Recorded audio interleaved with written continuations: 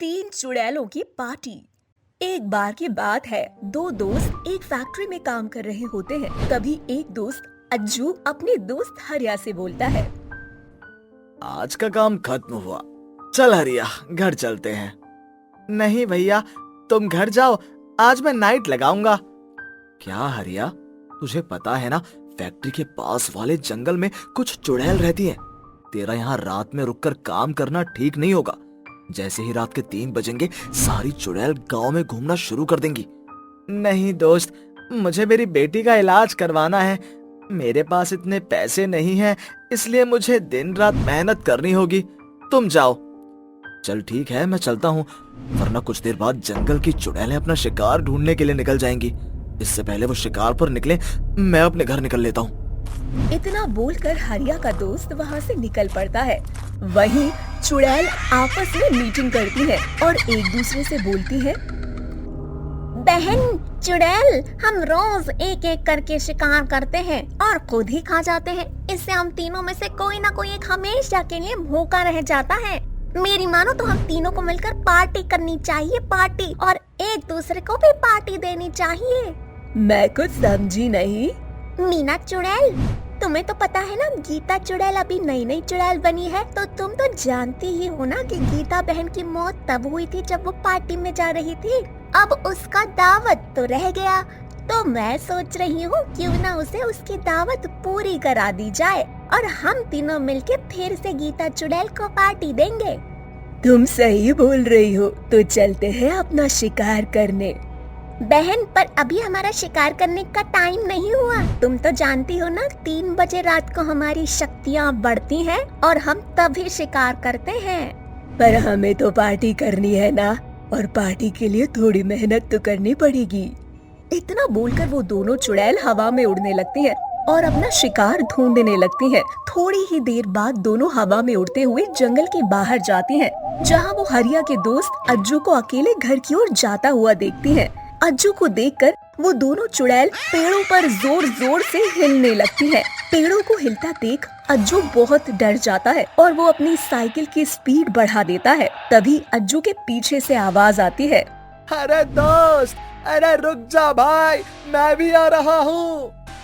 अरे ये तो हरिया की आवाज है। अच्छा हुआ हरिया आ गया, अब मुझे अकेले घर जाने में डर नहीं लगेगा।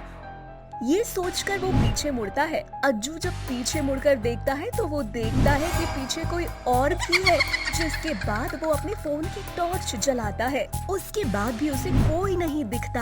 अब अज्जू समझ जाता है कि ये काम किसी चुड़ैल का है। अज्जू अपनी साइकिल को वहीं छोड़कर भागना शुरू कर देता है। तभी एक चुड़ैल उसके सामने आ जाती है। चुड़ैल को देखकर वो नीचे गिर जाता है और पीछे की ओर भागने लगता है। तभी उसके सामने दूसरी चुड़ैल आ जाती है और वो दोनों चुड़ैल मिलकर अज्जू को हवा में उड़ा देती है। छोड़ दो मुझे जाने दो। मेरे छोटे छोटे बच्चे हैं, अगर मुझे कुछ हो गया तो वो लोग भूखे मर जाएंगे। अगर हमने तुझे छोड़ दिया तो हम भूखे मर जाएंगे। हम भूख से मरे, इससे अच्छा है ना कि तू ही मर जाए। तुझे मारकर आज हम पार्टी करेंगे और अपनी नई साथी को तुझे खाने में परोस देंगे और हम तेरे खून का सूप बनाकर पिएंगे।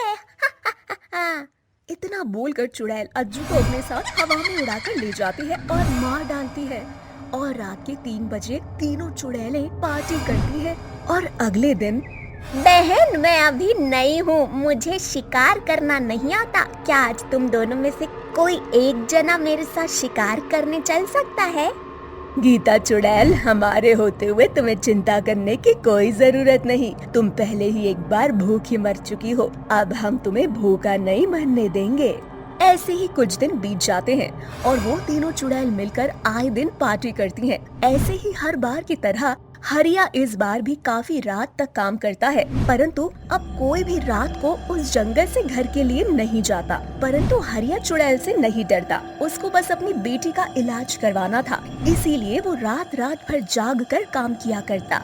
ऐसे ही अकेले एक दिन वो काम कर रहा होता है, तभी उसकी बीवी का फोन आता है। हरिया, तुम जल्दी से घर आ जाओ, हमारी बेटी की तबीयत बहुत खराब है। हमें अपनी बेटी को जल्द से जल्द अस्पताल लेकर जाना होगा। सरला, मैं अभी घर आता हूँ।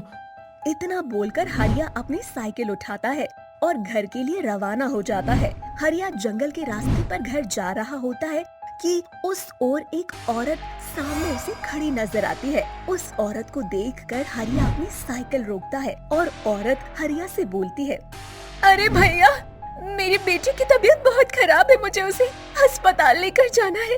आप प्लीज मेरे साथ चलो। यहाँ पर और कोई नहीं है भैया जो मेरी मदद कर सके। आप प्लीज मेरी मदद कर दो, नहीं तो मेरी बेटी मर जाएगी। हरिया औरत की बात सुनकर पिघल जाता है और उसे अपनी बेटी की याद आती है। हरिया उसके साथ चलने को तैयार हो जाता है और चुड़ैल उसे अपने साथ जंगल में ले जाकर अपनी चुड़ैल साथियों से बोलती है, ये मेरा शिकार जो खुद मेरे साथ चलकर आया है। अब उसे मारकर हम करेंगे पार्टी। मुझे मार कर तुम तीनों पार्टी करना चाहती हो तो कर लो, पर मुझे घर जाने दो, नहीं तो मेरी बेटी मर जाएगी।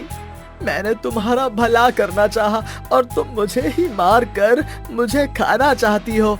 तुम तीनों मुझे मार कर खाना चाहती हो तो खा लेना, पर मुझे मेरी बेटी को हॉस्पिटल ले जाने दो। हरिया उन तीनों चुड़ैल के सामने बहुत मिन्नतें करता है, पर वो चुड़ैल हरिया पर दया नहीं करती। अब तीनों चुड़ैल हरिया को मारने के लिए आगे बढ़ती है।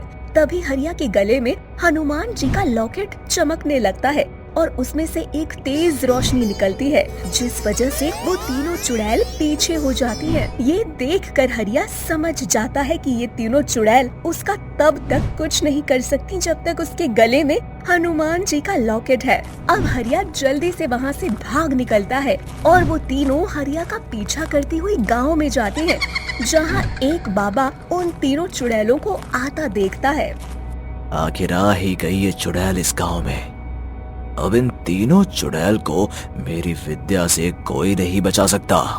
इसके बाद बाबा अपने हवन स्थान पर बैठ जाता है और उन तीनों चुड़ैल को अपनी तंत्र विद्या से एक बोतल में कैद करके बांधकर कहीं दूर नदी में फेंक देता है, जिससे उस गांव में जंगल पर चुड़ैल का साया हमेशा के लिए हट जाता है और हरिया अपनी बेटी का इलाज करवा लेता है।